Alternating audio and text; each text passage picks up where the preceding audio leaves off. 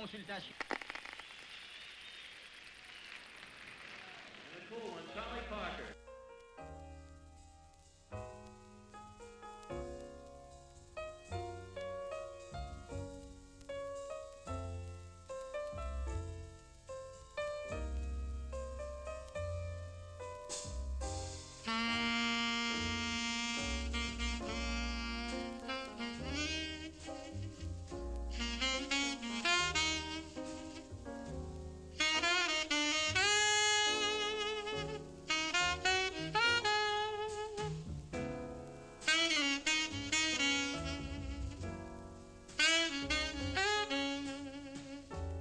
Dessiné avec les ciseaux, découpé à vif dans la couleur, me rappelle la taille directe du sculpteur.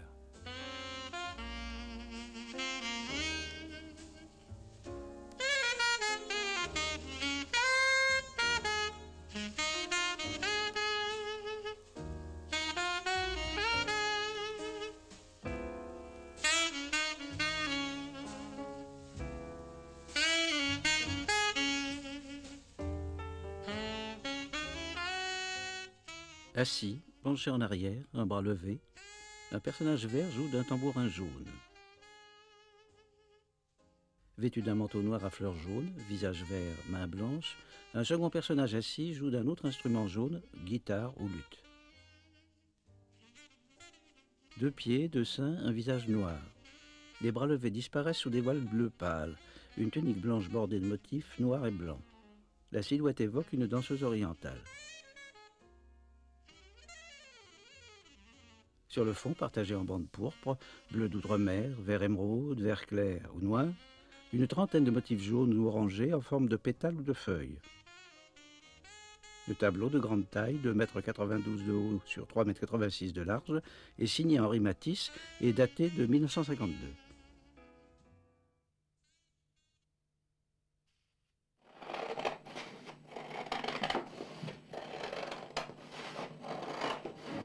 De 1930 à 1933, Matisse peint les 3 panneaux géants de la danse, destinés à décorer le hall de la fondation créée par le docteur Albert Barnes à Merion, près de Philadelphie.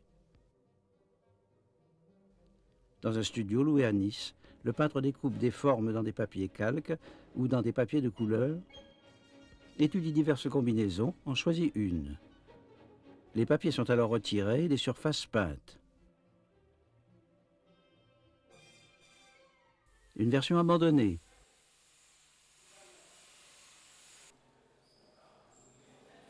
Une deuxième, celle de Paris. La troisième, celle de Barnes.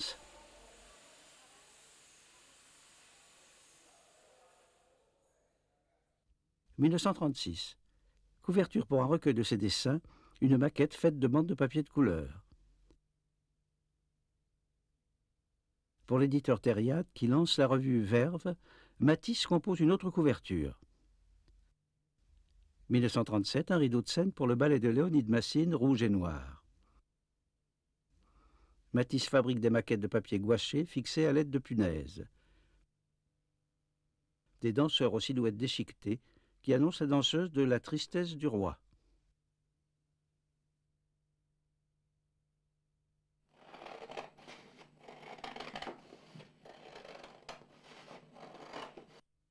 En 1938, Henri Matisse, qui avait souvent habité Nice depuis 1916, s'est installé au Regina, un ancien palace Belle Époque situé sur les hauteurs de Cimier et vendu en appartements. Matisse y dispose de plusieurs vastes pièces qui seront autant d'ateliers aux murs accueillants. En 1941, atteint d'un cancer des intestins, il subit 2 interventions chirurgicales. La station debout lui est désormais pénible. Il doit travailler assis et même souvent allongé. À la suite d'arrêts aériens sur Nice, il se réfugie en 1943 à Vence, à la villa Le Rêve. Autre couverture pour Verve. Puis Thériade lui commande un album d'illustration. Ce sera Jazz. Les maquettes préparées en papier gouaché et découpé sont ensuite tirées en sérigraphie. Matisse équilibre ses images avec des textes de sa main.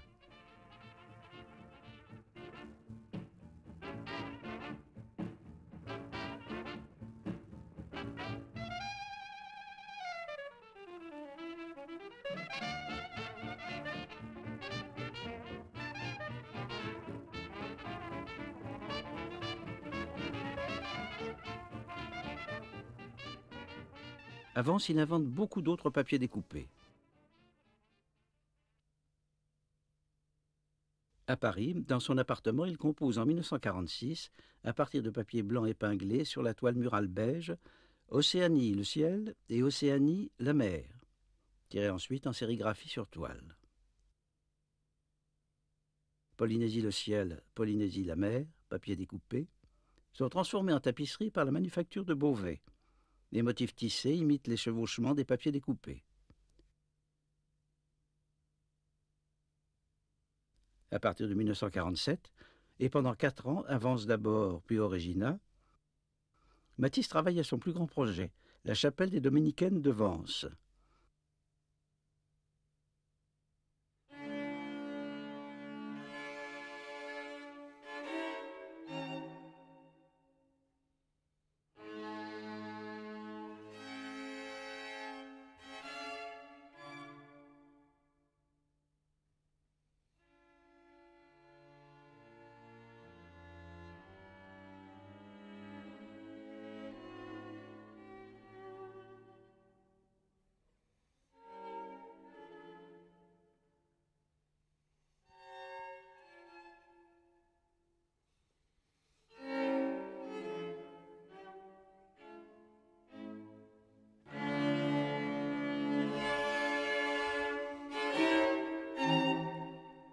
La technique du papier découpé lui permet de composer vitraux, chasubles et ornements.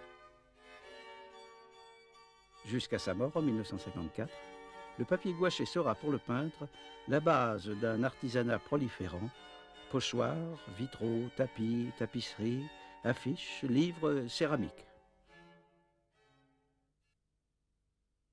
S'y ajoute la composition pure. Tableau de chevalet. Nu bleu 4. Grande fresque. Décoration, fleurs et fruits. Tableaux monumentaux. La tristesse du roi.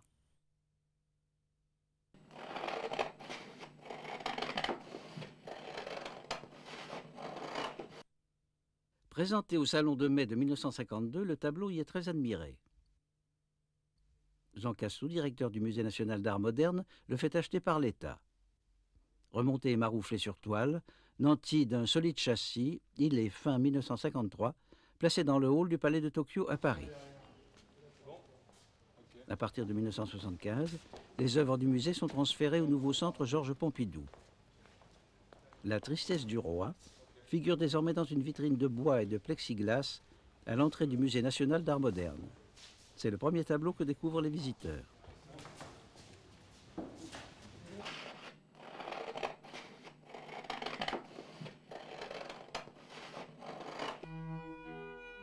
Aviez-vous vu chez moi un grand panneau à la gouache avec figure, le roi triste, une danseuse charmeuse et un personnage grattant une espèce de guitare de laquelle s'échappait un vol de soucoupe volante couleur d'or, faisant le tour supérieur de la composition pour aboutir en masse autour de la danseuse en action.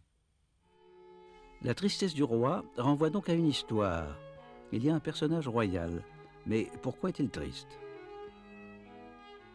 Un être mélancolique est plongé dans un décor voluptueux, musical, plutôt oriental. Le tableau rappelle le bain turc d'Ingres. Une danseuse évolue sur les notes d'une musicienne assise et d'une joueuse de tambourin. Ou bien les femmes d'Alger de Delacroix, 3 personnages assis, des odalisques et saisis dans un mouvement vif, une esclave noire aux pieds cambrés. À l'époque, Matisse songeait à illustrer le Cantique des Cantiques, livre biblique longtemps attribué à Salomon. Le texte très imagé évoque l'attente érotique, le désir de l'amant comme celui d'Amante. Plusieurs images du poème semblent avoir été transposées par le peintre. Je suis noire, mais je suis belle, fille de Jérusalem, comme les tentes de Kédar, comme les pavillons de Salomon. Tes 2 seins sont comme 2 fans, comme les jumeaux d'une gazelle qui paisse au milieu des lys. Sont évoquées aussi la tunique blanche, les fleurs sur le gazon, et même le dé de pourpre du roi Salomon. Mais il existe bien un roi triste dans la Bible, c'est Saül, le mauvais roi pris de remords et de neurasthénie au soir de sa vie.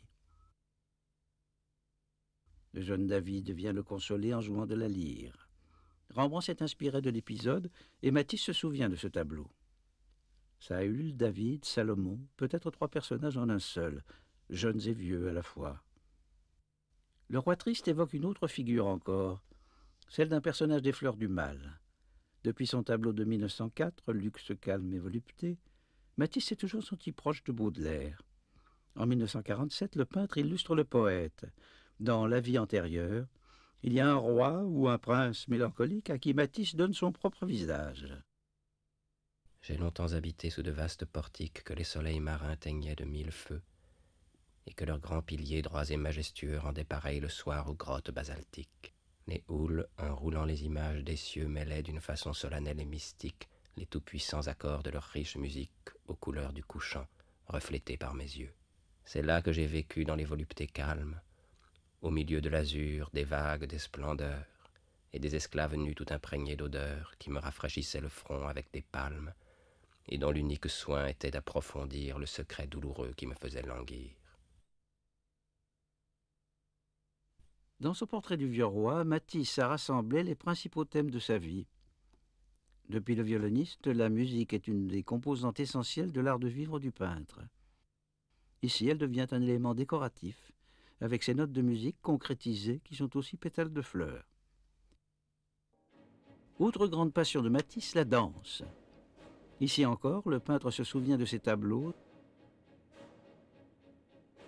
de ses dessins, tous mus par un irrépressible mouvement, et aussi de ses sculptures. Troisième thème évoqué par le tableau, l'Orient. Matisse rassemble des gestes, des lignes et des couleurs toujours présents à sa mémoire. Figure des odalisques, intérieur très décoré,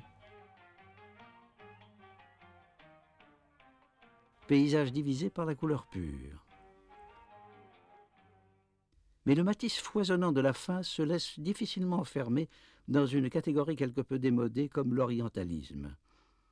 Il recherche avec les papiers découpés une solution plastique au conflit tenace entre la ligne et la couleur. Pressé par le temps, il joue avec la vitesse et se joue des limites et des genres. Il est classique, Nu bleu 4, figuratif, nu aux oranges, abstrait, les abeilles, minimaliste, femme à l'amphore, décoratif, la gerbe, peintre d'histoire. la tristesse du roi. Il n'y a pas de rupture entre mes anciens tableaux et mes découpages. Seulement avec plus d'absolu, plus d'abstraction, j'ai atteint une forme décantée jusqu'à l'essentiel.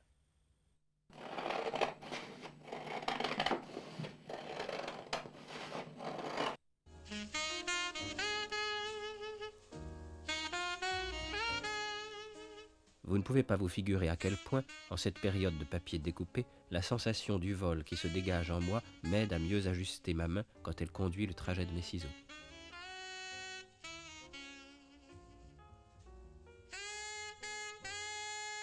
Les bêtes de la mer, les 1001 nuits,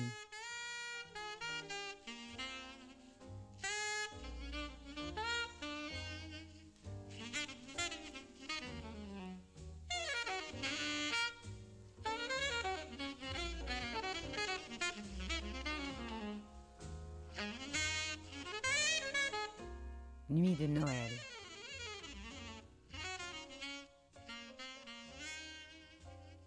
la tristesse du roi,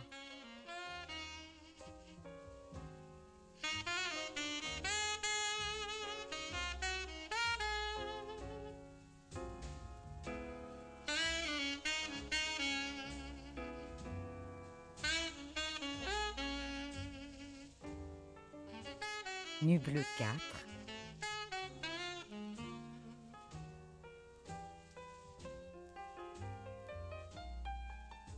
la grenouille, Vénus,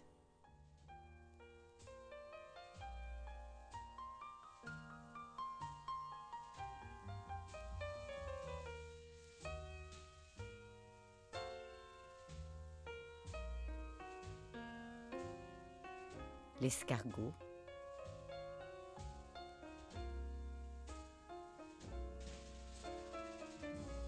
femmes et singes, la piscine,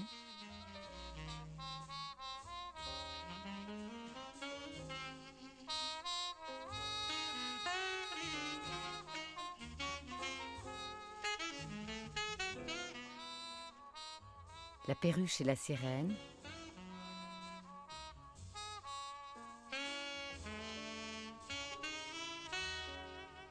Nu bleu, sauteuse à la corde. Nu bleu au bas vert.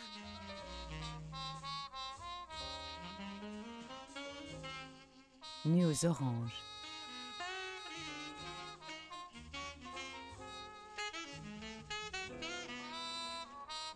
Grande décoration au masque.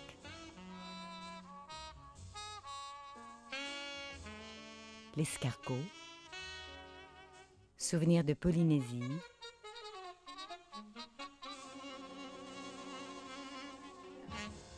La négresse.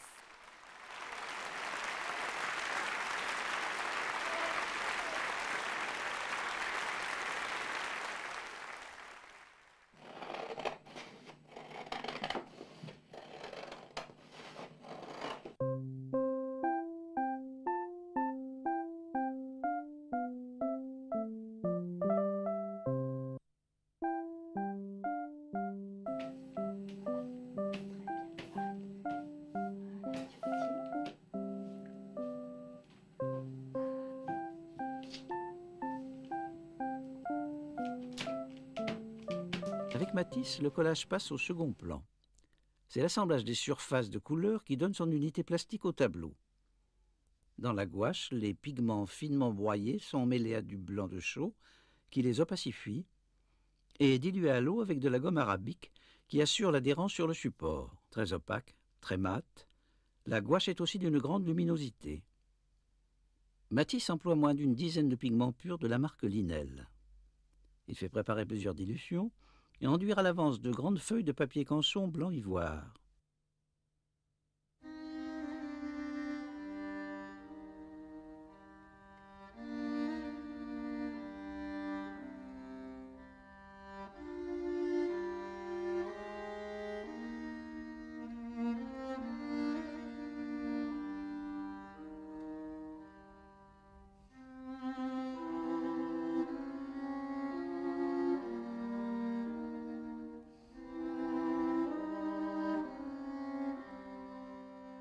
Matisse découpe dans le papier à l'aide de grands ciseaux.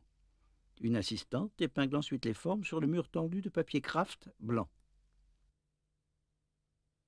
Pour ces petites maquettes de ballet, le peintre avait utilisé des punaises, mais les taches de couleur ou les brillances perturbaient la lecture de l'image. Désormais, il emploie des épingles qui, de loin, sont invisibles. Épingles fichées dans le mur, ou bien placées de façon plus définitive à la manière des couturières. Les chutes sont souvent réutilisées. Matisse reprend les contreformes qui deviennent des motifs complémentaires. Tout ce travail est très spontané. Matisse découpe vite. Les compositions sont achevées en quelques jours ou quelques semaines. Dessiner avec les ciseaux, découper à vif dans la couleur, me rappelle la taille directe du sculpteur. Mes courbes ne sont pas folles.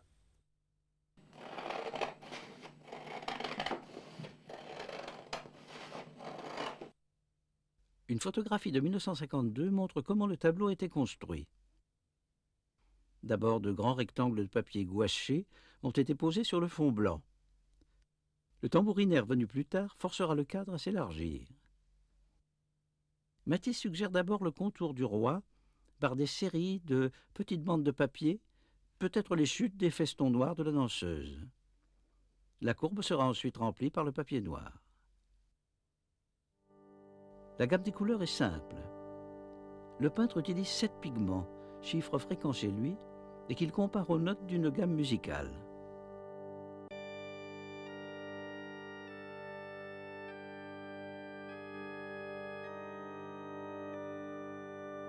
Pour Matisse, le noir et le blanc sont des couleurs. Ils forment ici les deux extrémités du spectre. Vert, il apparaît sous plusieurs nuances. Vert jaune, vert clair, vert émeraude, vert bleu. Ces mêmes verts sont présents dans plusieurs œuvres de cette époque. La danseuse créole. Rouge, la nuance principale est proche du pourpre. On la retrouve aussi dans plusieurs autres papiers. Zulma.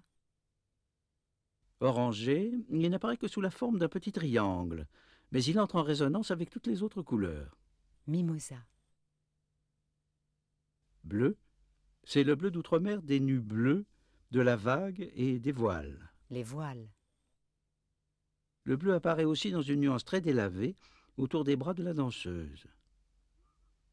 Jaune, il est présent sous deux formes très proches. Jaune citron vif, La grenouille. jaune d'ocre. Ces couleurs pures sont utilisées de façon à obtenir les contrastes les plus vifs. Contrastes de couleurs opposées, vert-pourpre, bleu-jaune. Contraste de clarté, noir-blanc, jaune-noir, vert clair bleu foncé, blanc bleu foncé. Le contraste le plus fort, celui du noir et du blanc, joue d'abord un rôle pictural. Mais les deux couleurs sont aussi des éléments d'un récit. Le roi est noir et blanc, la danseuse blanche et noire. Les tableaux, qui sont des raffinements, des dégradations subtiles, des fondus sans énergie, appellent des beaux bleus, des beaux rouges, des beaux jaunes, des matières qui remuent le fond sensuel des hommes.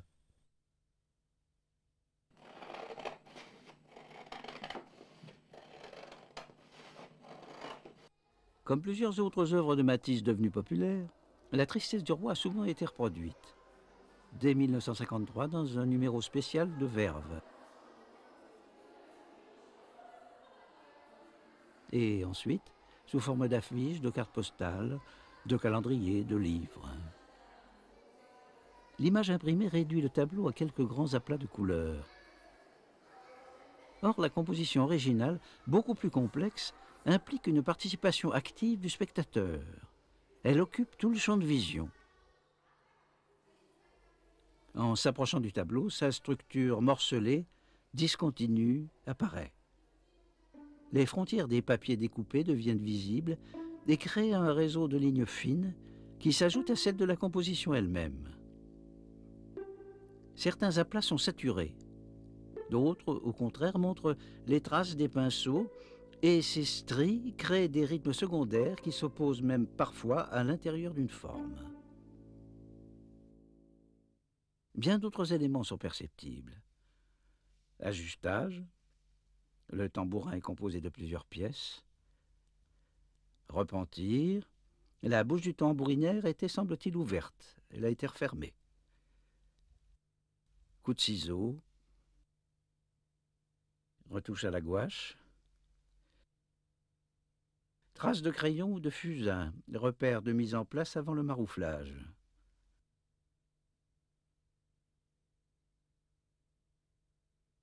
Reliefs divers dus aux superpositions de plusieurs couches ou au gaufrage du papier après gouachage ou après collage.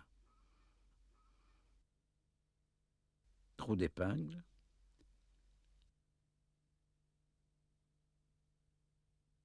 La tristesse du roi montre ainsi toutes les phases de sa genèse. Les traces de l'œuvre en train de se faire font partie de l'œuvre elle-même.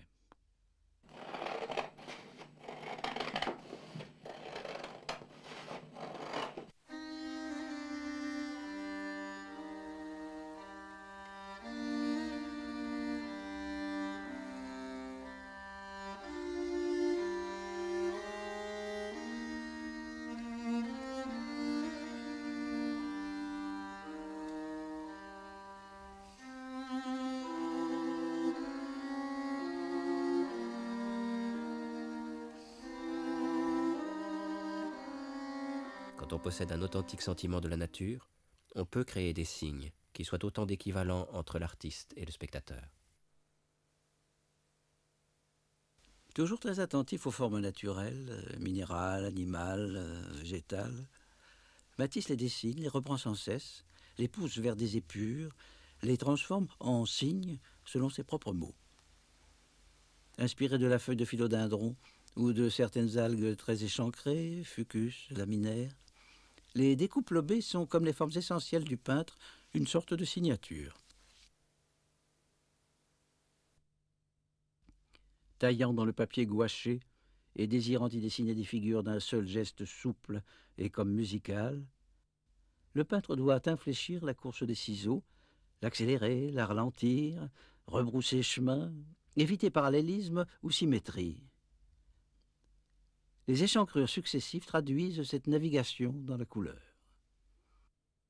Le peintre avait bordé de motifs déchiquetés les cadres d'Océanie ou de Polynésie. Il reprend ce thème dans La tristesse du roi, avec les festons et les voiles de la danseuse. Les festons ont été obtenus par des coupes sinueuses dans des bandes de papier noir, puis par séparation et décalage des morceaux.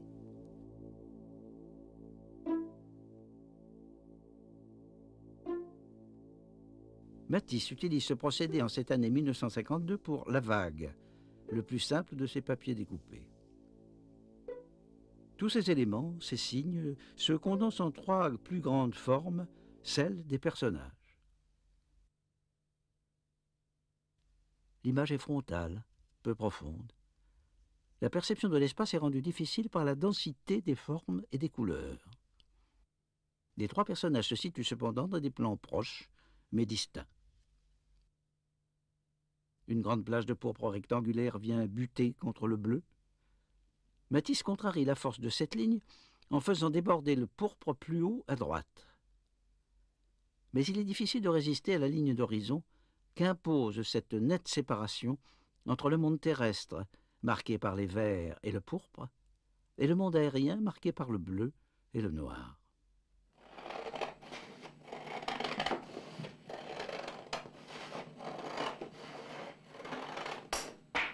En 1890, Matisse, qui était alors clerc d'avoué, avait dû subir une opération des intestins. Au cours de sa convalescence, sa mère lui apporta de la gouache et des pinceaux. Il avait 21 ans. En 1941, 50 ans plus tard, il subit 2 graves opérations, encore aux intestins. Peu de chances de survie. À l'hôpital, on le surnomme le ressuscité. Dans les années qui suivent, avec une hâte fébrile, Matisse entreprend une seconde vie de peintre. La tristesse du roi est un moment de cette renaissance, un moment de réflexion, une sorte d'autoportrait. Car le personnage noir, assis et dont les mains démesurées s'agitent, évoque le peintre lui-même, tel que plusieurs photographies le montrent, au lit ou dans sa chaise roulante, rond, noir et massif, lové autour de ses douleurs, insomniaque. Privé de l'usage de ses jambes, mais non de mouvement, Matisse manie ses ciseaux. Plus il se sent impotent, plus il se lance dans des compositions démesurées. L'atelier est devenu jardin, serre, jongle, plage, piscine. Matisse a peu à peu secrété son paradis. L'espace à l'étendue de mon imagination. Le peintre a recréé l'âge d'or autour de lui et il a aboli la pesanteur. Le vieux roi mélancolique, avec sa guitare, semble diriger les évolutions de sa danseuse et le vol des notes d'or, comme le vieux peintre, de ses ciseaux, de sa baguette, dirige le ballet de ses assistantes et le vol des papiers de couleur.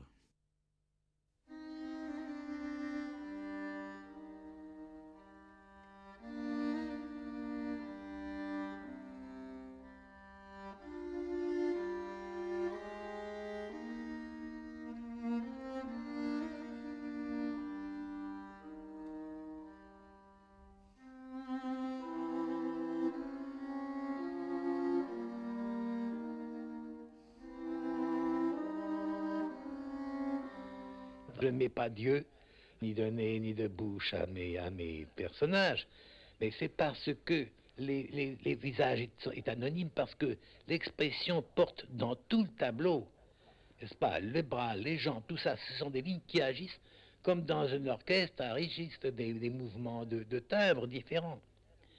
Si bien que si on met des yeux, un nez et une bouche, ça n'a pas grande utilité, au contraire, ça paralyse l'imagination du spectateur et ça l'oblige à voir une personne d'une certaine forme, d'une certaine ressemblance, etc.